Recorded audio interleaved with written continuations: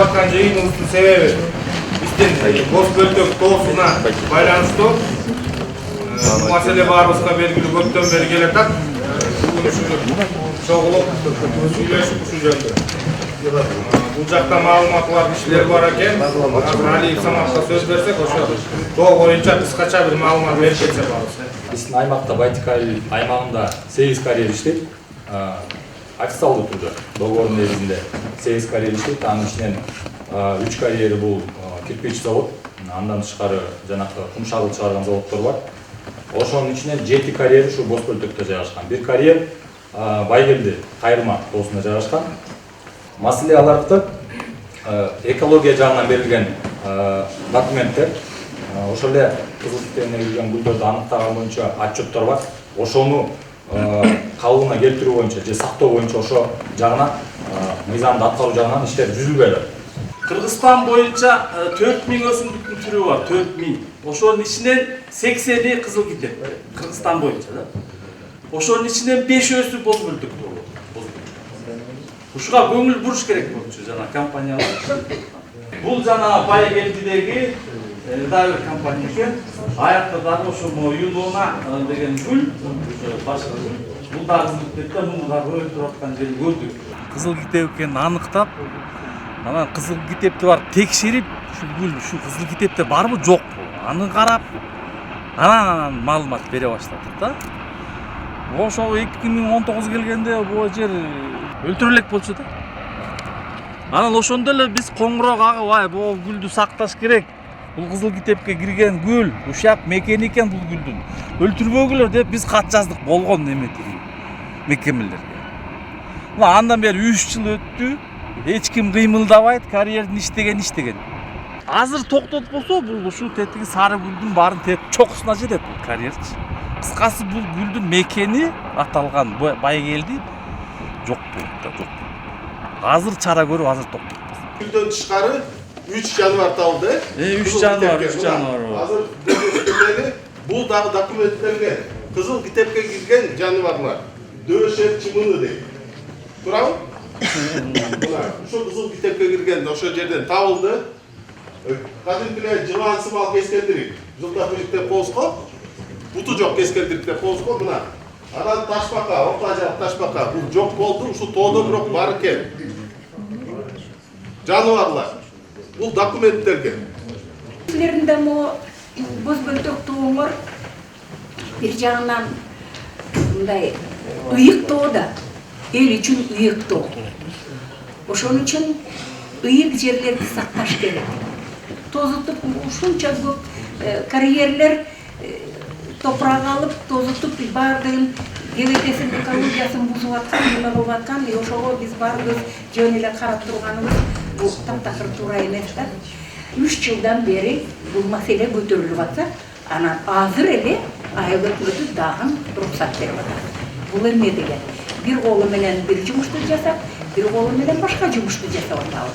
Бул өтө уникалдуу тоо да. Анан могу жерде калып айтпасам, ушу Солтоонун 3 күнтө болду чаан балдар отурсаңыздар керек. Намыс могу жерде болуш керек кыргыздыкы, эркек кишиники айрыкча. Мен мына ушуга окшогон маселени көтөрүп жүрөм. Эне тил деп, эл жер деп, ушундай касиеттүү тоонун эмеси калсын деп. Чекесинен каза берсе, качандыр бир күнү түгөнөт да. Ташы деле, топурагы деле. Андан башка ушул Байтиктин боз бөлтөгү тоонун шамалып тосуп калат. Бул экологиялык мааниси чоң. Шамалды тосуп калат. Тоодон келген суук шамалды тосот. Ал Байтиктин боз бөлтөгүнө урунуп, ал жактан жылып, жайлап, анан кийин айыл элине келет. Андан көрөп туристтерди чакыралы ушул жерге. 2 этаж, 3 этаж боз үйдү куралы. Насос менен суу чыгаралы. Бактарды тигели, тепкич жасайлы. Это все возможно. Арттагыларга эмне калтырабыз? Ягма калтырасыңар.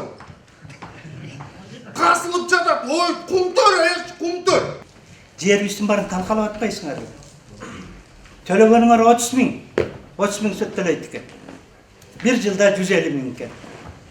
Анысы кайка кетет, эч ким билет, аны текшерип көрүш керек дагы. Баарыбыздын ата-энелери ушул жакта жатат. сыйлаш керек да, ата-эне кетип калса деле келеби, кеттиби? Неберелер, чөбүрөлөр бирдемени көрүш керекпи? Же жанагы алжайган тоону көрөбү? Ар бир жазалган иш мыйзам чегинде болуш керек. Жолдош Аким, угуп алыңыз. Жолдош Аким бул кандай? Айыл өкмөтү токтом чыгарбаса, айыл кеңеш токтом чыгарбаса, анан жайыт комитети келип эле эмени бере береби, договор түзүп, уруксат бере береби. Аты жөнүм Абелжанов Мелис, Адал Стилдин өкүлү болом. Мен баарын уктум, көрдүм, жазып алдым, бүт бар мына жерге өзүмө. Кимге эмне керек, мына бере мына 5 өсүмдүктөрдү, археология боюнча бүт жазып алдым мен. Азыр комиссия боюнча иш алып барып атат. Мен сизге Ошентип аттыңыз. Жок, бир угуп турсаңыз, бир тараптуу азыр тигиники туура, мунуку туура эмес деп айта албайм. Бул маселелер боюнча бүгүн эле жаралган маселе эмес. Бул деген прокуратурага өзүңүздөр айткандай, болгон тийиштүү органдарга канча жылдан бери кайрылып келатышыптыр. Сиздердин тургунда, туурабы? Мына акыркы жолу да ошол адал стил боюнча берилди. Азыр комиссия карагандан кийин туура эмес ошол жерден анын жыйынтыгы чыгат. Жообун бергенче адал стил токтоп турсун. Ишти токтоп турсун. Анан сиздерден биз жоопту 2 ай болобу, 3 ай болобу күтөбүз. Жарым сааттын аралыгында мен санап турдум, 12 КАМАЗ өттү. Сизге 3 ай, 1 ай болду кайрылды дейсиз, анан дагы сиз кагаз иштериңизди эме кылгыча тоонун жарымы жок болот. Бул киши аябай орунду суроону айтып атат. Токтотуш керек деп. Мен 2 жыл токтотуп келдим. 2 жыл мен үчүн токтоп келдим деп менен да соттошуп киришти. Айтышты. Прокуратура предписание берди мага дагы. Сага чогулуш болгондо сен билесиңби? Чогулуш болгон жерде 37 киши кол коюп жок бербей иштесе, сен айтпадыңбы? Байкелер каза берсинчи документтери бар экен деди, мына баштады. Эмне кайтасың анда ошентип? Каза берсинчи. Бир документин көрбөй. Айдарбек